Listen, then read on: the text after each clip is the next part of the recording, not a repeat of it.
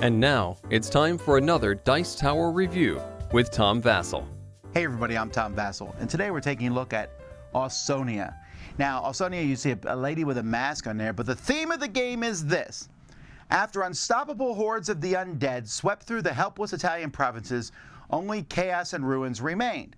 The last standing city-states were saved by the Vatican, but at a very hefty price. However, if everything can be rebuilt, if one is powerful enough, gather your allies and be the new ruler of Ausonia. Oh, okay, undead. Folks, there's no undead in this game. They are before the game, but they also could have just said, this takes place in the 1500s. I don't know where that theme comes from here. The unstoppable hordes of the undead, and now we're rebuilding. Who knows? Folks, this is what we call a deck builder. You start with a pre-constructed deck of 12 cards, and you're going to be adding more cards to that deck as the game goes by in order to get influence, to be the most influential person, or points. It's a pretty bare bones deck builder, but that doesn't mean it's bad. Let's take a look. In this game, players are trying to get 60 influence. You start with 10, and the first person to get to 60 is going to win. Each player starts with a pre-constructed deck, which is all the same, that has different gems in it. You got two of the rubies, a couple emeralds, and a lot of sapphires, or whatever they are. I'm just going to say 4 blue, 3 green, and 2 red, as well as an oath, an appointment card, and an information card. You're going to shuffle these cards and draw 6 of them. On a player's turn, you're going to be able to play all the cards from your hand and do various actions.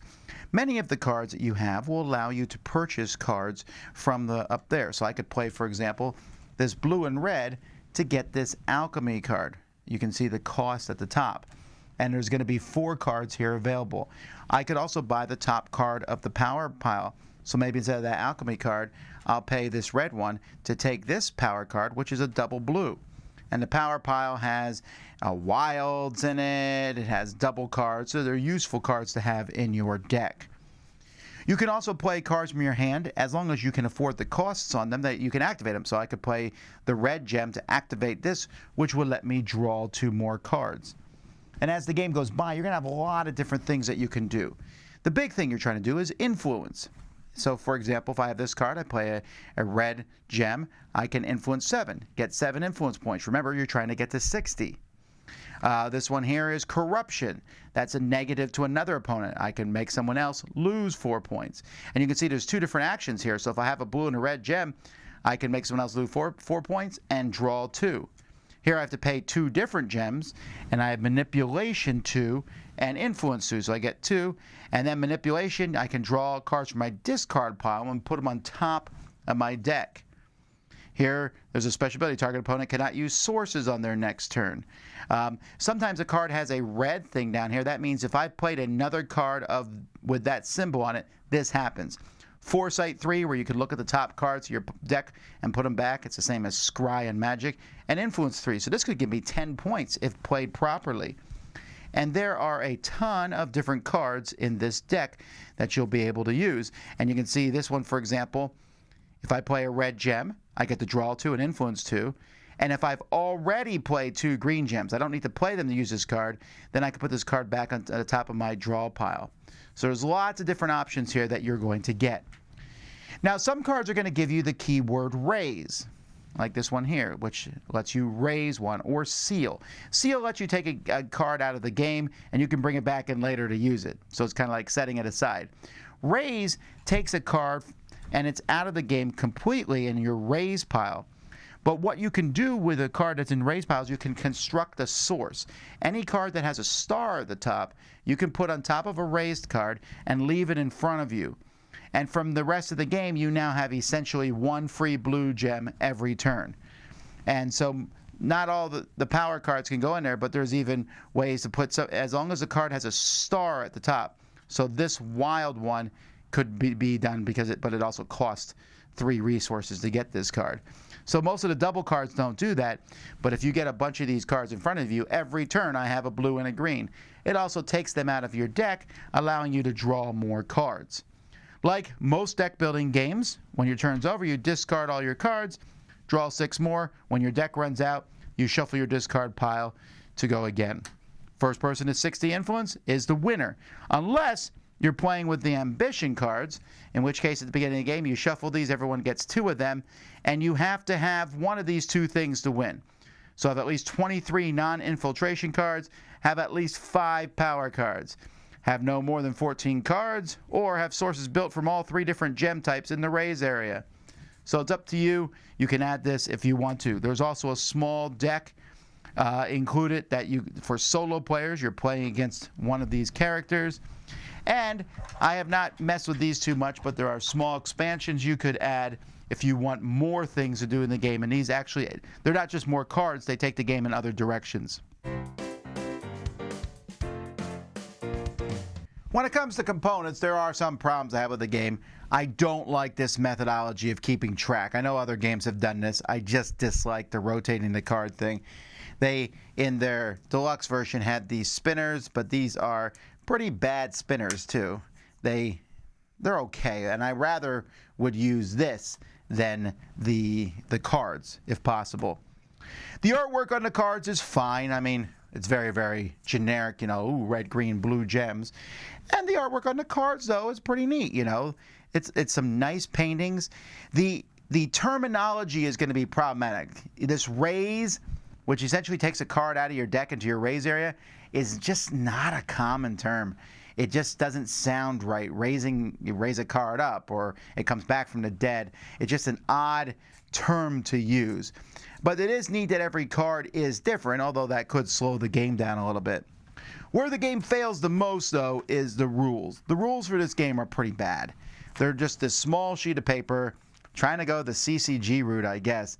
And, here's this setup, and well, how do you win the game? Well, it's written here in this rules always in effect and keyword. It's just a weird place to put it.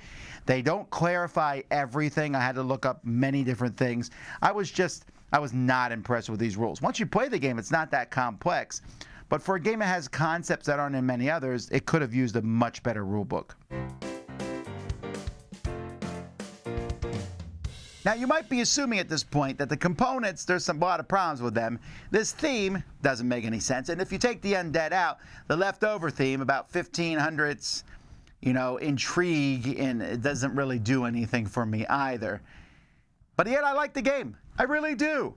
Now, it is a basic deck builder. Nowadays, deck builders are always trying to do some unique thing, and people look for that, wow, this deck builder does this. Great. But sometimes I just want a normal deck builder. This is pretty normal.